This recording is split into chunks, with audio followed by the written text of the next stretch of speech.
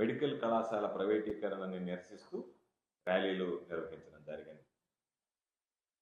రాష్ట్ర వ్యాప్తంగా జరిగినటువంటి ర్యాలీలతో పాటు నెల్లూరు జిల్లాకు సంబంధించి ఉమ్మడి నెల్లూరు జిల్లాలోని 10 నియోజకవర్గాలు, కందుకూరు నియోజకవర్గంతో కలిపి 11 నియోజకవర్గాల్లో కూడా ఈ ర్యాలీలు భారీ జనసందోహం మధ్య బ్రహ్మాండంగా విజయవంతం కావడం జరిగింది.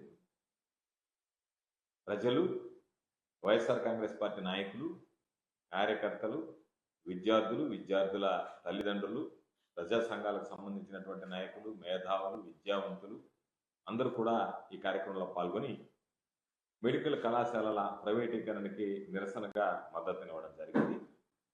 కాబట్టి ఈ కార్యక్రమాలు జయప్రదం కావడానికి సహకరించినటువంటి ప్రతి ఒక్కరికి కూడా పేరు పేరున నెల్లూరు జిల్లా వైఎస్ఆర్ కాంగ్రెస్ పార్టీ పక్షాన హృదయపూర్వకమైనటువంటి కృతజ్ఞతలు తెలియజేస్తున్నాం. చంద్రబాబు నాయుడు ఏదైతే పీపీపీ పద్ధతిలో జగన్మోహన్ రెడ్డి గారు తీసుకొచ్చినటువంటి 17 మెడికల్ కళాశాలల్ని దుర్మార్గంగా ప్రజలకు సంబంధించినటువంటి ఆస్తిని, ప్రజల సొమ్ముని ప్రైవేటీకరణ చేయాలి, వాటిని అమ్ముకుని స్వార్థ ప్రయోజనాల కోసం ప్రజా ప్రయోజనాలు తాకట్టు పెట్టాలనేటువంటి లక్ష్యంతో పనిచేస్తున్నాడో దానిని ప్రజలు గమనించారు. కాబట్టి ప్రజలు ఈ ప్రభుత్వం అనుసరిస్తున్నటువంటి ప్రజా వ్యతిరేక విధానాల మీద దృష్టి పెట్టారు. కాబట్టి ఈరోజు ఏదో ఒక విధంగా దానికి సంబంధించి ఎట్టి పరిస్థితుల్లో కూడా దాన్ని ఉపేక్షించకూడదు అనేటువంటి లక్ష్యంతో ఈరోజు ఆ కూటమి పాలనకు సంబంధించినటువంటి అసంతృప్తి, కూటమి పాలన మీద నిరసనని తెలియజేసేటువంటి కార్యక్రమానికి శ్రీకారం చుట్టడం జరిగింది. అందులో భాగంగానే ప్రజలు కూడా స్వచ్ఛందంగా పెద్ద ఎత్తున పాల్గొని ఈ కార్యక్రమాన్ని విజయవంతం చేయడం జరిగింది.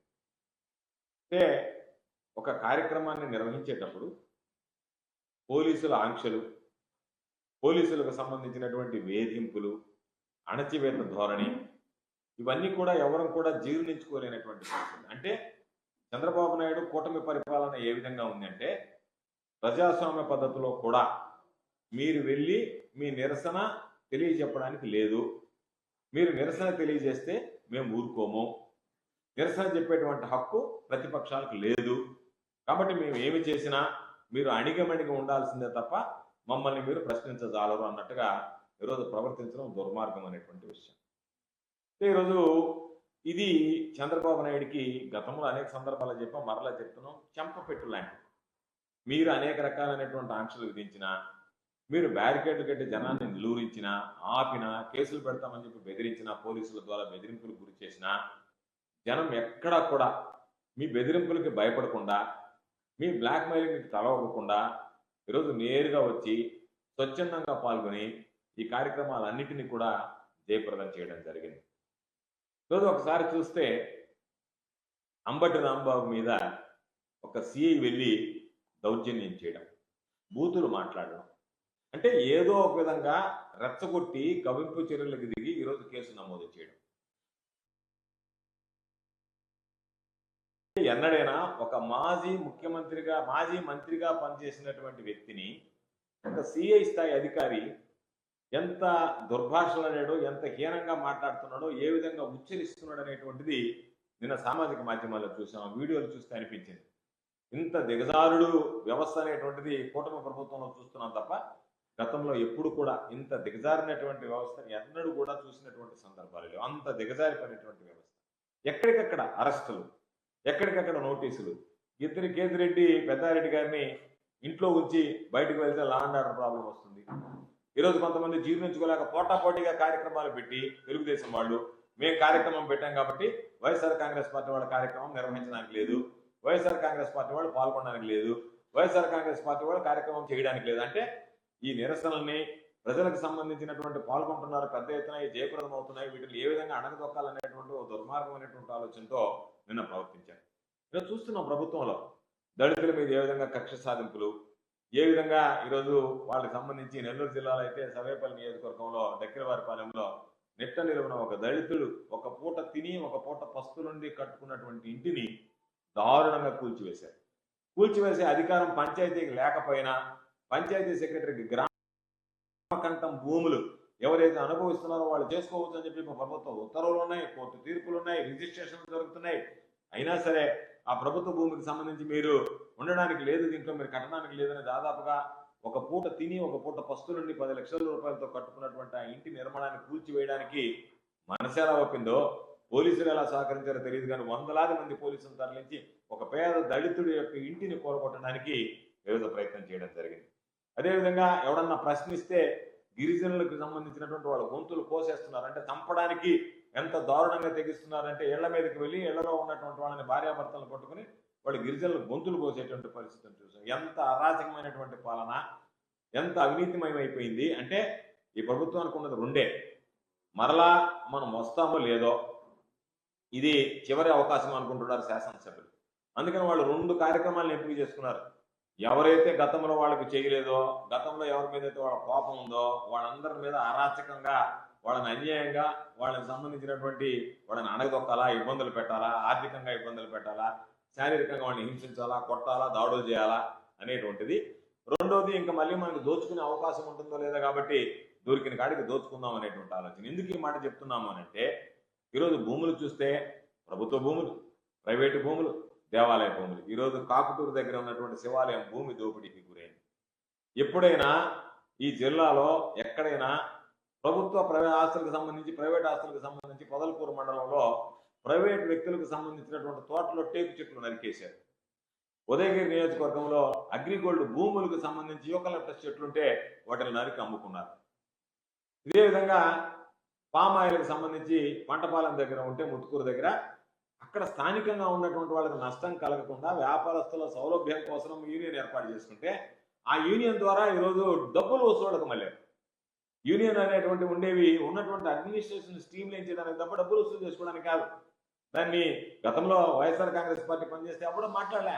ఈరోజు తెలుగుదేశం పార్టీకి సంబంధించినటువంటి వ్యక్తులే పాపం ప్రెస్ మీట్లు పెట్టి అయ్యా మమ్మల్ని ఎమ్మెల్యే పిలిచి కాళ్ళు చేతులు ఎరగొడతానన్నాడని మాట్లాడితే మరలా వాడి చేత నీ ఇల్లు కూలుస్తాం, మిమ్మల్ని అది పెడతాం, ఇది పెడతాం, మీరు ప్రెస్ మీట్లో ఖండనివ్వాలా అని చెప్పానండి.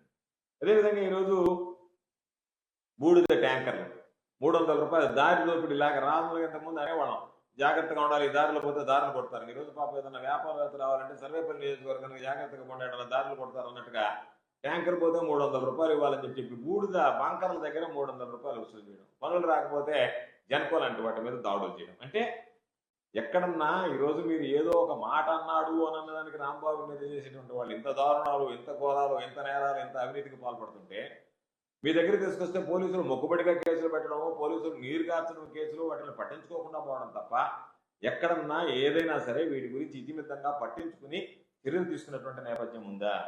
లేదు. అందుకనే ఈరోజు ఈ ప్రభుత్వం మీద ఉన్నటువంటి వ్యతిరేకత, కోటి సంతకాల సేకరణ కార్యక్రమానికి వెళితే మెడికల్ కాలేజీల ప్రైవేటీకరణను నిరసించడంతో పాటు ప్రజల్లో జగన్మోహన్ రెడ్డి గారి పరిపాలనని బేరీజ్ వేసుకుని ఇప్పుడున్నటువంటి చంద్రబాబు నాయుడు దుర్మార్గమైనటువంటి, దౌర్భాగ్యమైనటువంటి అరాచక పాలనని బేరీజ్ వేసుకుని మరలా జగన్మోహన్ రెడ్డి గారిని ప్రజలు కోరుకుంటున్నారు. కాబట్టే కోటి సంతకాల సేకరణకు వెళ్ళినప్పుడు ప్రజల్లో నిరసన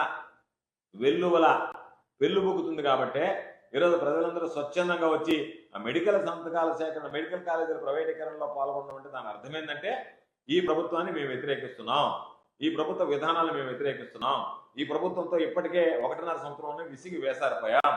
కాబట్టి మరలా వైఎస్ఆర్ కాంగ్రెస్ పార్టీ పాలన కోరుకుంటున్నాం, వైఎస్ఆర్ కాంగ్రెస్ పార్టీకి మద్దతు ఇస్తున్నాం అనేటువంటి ఆలోచనతో ఈరోజు వాళ్ళు వచ్చారు.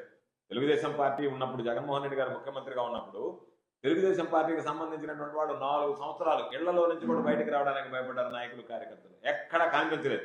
అటువంటిది 1 సంవత్సరం తర్వాతనే వైఎస్ఆర్ కాంగ్రెస్ పార్టీకి సంబంధించినటువంటి శ్రేణులు ఈరోజు సైనికుల్లాగా ప్రజల దగ్గరికి వెళ్ళి ప్రజల మననలు చూరమని ఈరోజు గత పరిపాలనని, ఈ పరిపాలనని బేరీజ్ వేసుకోమని, గత పరిపాలనలో ఏ విధంగా ప్రజలు అన్ని రకాలైనటువంటి అభివృద్ధి సంక్షేమ కార్యక్రమాలు అమలయ్యాయి, ప్రజలు ఎంత సంతోషంగా ఉండేవాళ్ళు, ఈరోజు ఏ విధంగా ఇబ్బందులు పడుతున్నారు అనేటువంటిది బేరీజ్ వేసుకునే దాంట్లో ఈరోజు వైఎస్ఆర్ కాంగ్రెస్ పార్టీకి సంబంధించినటువంటి నాయకులు, కార్యకర్తలు ఇళ్లకు వెళ్ళి వాళ్ళకి దానికి సంబంధించినటువంటిది ఏమి జరుగుతుందనేటువంటిది తెలియజెప్పగలిగారు, విశదీకరించగలిగారు. కాబట్టే ఈరోజు వైఎస్ఆర్ కాంగ్రెస్ పార్టీకి ఇంత పెద్ద ఎత్తున ప్రజల్లో రావడం జరిగింది.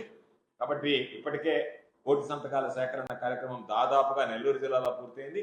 మేమందరం కూడా ఈ కోటి సంతకాలకు సంబంధించి అన్ని అప్లికేషన్లు కూడా దాదాపుగా నెల్లూరు జిల్లా నుంచే దాదాపుగా ఒక 7 లక్షల పైన అప్లికేషన్లు ఇప్పటికే నమోదు చేశాం. ఇంకా కొంతమంది పాపం మాకు ఇంకా కూడా ఇస్తే చేస్తామంటున్నారు. దాదాపుగా ఎన్ని వస్తాయో చూసి 10 లక్షల వరకైనా సరే టార్గెట్ పెట్టుకుని ఇప్పటికి 7 లక్షలు దాదాపుగా పూర్తయ్యాయి. మరో 3 లక్షల మంది కూడా మేము చేయిస్తా ఉంటున్నారు. 11 నియోజకవర్గాలు కలిపి ఉమ్మడి నెల్లూరు జిల్లా కందుకూరుకు సంబంధించి అందరికి కూడా ఎంత మేర వీలైతే అంత మేర వాళ్ళందరికీ కూడా ఈరోజు అవకాశం కల్పించి అందరి కోటి సంతకాల సేకరణ ఉద్యమం లాగా వస్తుంది కాబట్టి దాని అందరం భాగస్వాములు అవుతారు. అదేవిధంగా జిల్లాలో నిర్వహించినటువంటి రౌండ్ టేబుల్ సమావేశాలు అందరికీ అన్ని పార్టీలకు అతీతంగా రాజకీయాలకు అతీతంగా అందరూ కలిసి పాల్గొన్న వాటిని జయప్రదం చేసి ప్రజలకు ఒక దిశానిర్దేశం కూడా చేయడం జరిగింది. అన్ని కూడా ఈరోజు బ్రహ్మాండంగా అన్ని కూడా ముందంజలో ఉన్నాయి. కాబట్టి కూటమి ప్రభుత్వ విధానాలతో ప్రజలు విసిగిపోయారు. అధికారం ఉన్నా లేకపోయినా జగన్మోహన్ రెడ్డి గారి నాయకత్వంలో వైఎస్ఆర్ కాంగ్రెస్ పార్టీ ప్రజలకు అందుబాటులో ఉంటూ ప్రజల అభివృద్ధి సంక్షేమమే ధ్యేయంగా పనిచేస్తుంది అని చెప్పి ఈ సందర్భంగా మనవి చేస్తూ నెల్లూరు జిల్లాలోని 11 నియోజకవర్గాలు ఒకదానికి మించినట్టుగా ఒకటి ఎక్కడా కూడా జనం లేరనేటువంటి మాట లేకుండా ఈరోజు పచ్చ మీడియా కూడా ఈ రాష్ట్రంలో కానీ ఈ జిల్లాలో జరిగినటువంటి కార్యక్రమాల్లో ఎక్కడన్నా ఏదన్నా ఉంటే వెతుకుతూ కెమెరాలు పట్టుకొని తిరిగేటువంటి పచ్చ మీడియా కూడా ఒక్క లోపాన్ని కూడా వెతికి పట్టుకోలేక రాయడానికి భారీగా జరిగిందని రాయడానికి మనసు రాకపోవచ్చు, కానీ జరిగాయి, ర్యాలీలు జరిగాయి అని చెప్పి ఒప్పుకోక తప్పనటువంటి పరిస్థితి ఏర్పడింది. కాబట్టి అంత పెద్ద ఎత్తున ప్రజలు మాకు సంబంధించినటువంటి మా నాయకులు, దాంతోపాటు నియోజకవర్గాల వారిగా పనిచేసినటువంటి ఇన్ఛార్జీలు, రాష్ట్ర స్థాయి జిల్లా స్థాయి కమిటీల్లో ఉన్నటువంటి సభ్యులు, అనుబంధ సంఘాల అధ్యక్షులు, ఉన్నటువంటి మండల కన్వీనర్లు, వార్డు కన్వీనర్లు, స్థానిక సంస్థలకు సంబంధించినటువంటి ప్రజాప్రతినిధులు, సాధారణ కార్యకర్తలు, వైఎస్ఆర్ కాంగ్రెస్ పార్టీ నాయకులు అందరూ కలిసి ఈరోజు ఈ కార్యక్రమాన్ని విజయవంతం చేసినందుకు, జయప్రదం చేసినందుకు ప్రతి ఒక్కరికి పేరు పేరున హృదయపూర్వకమైనటువంటి ధన్యవాదాలు తెలియజేస్తాను.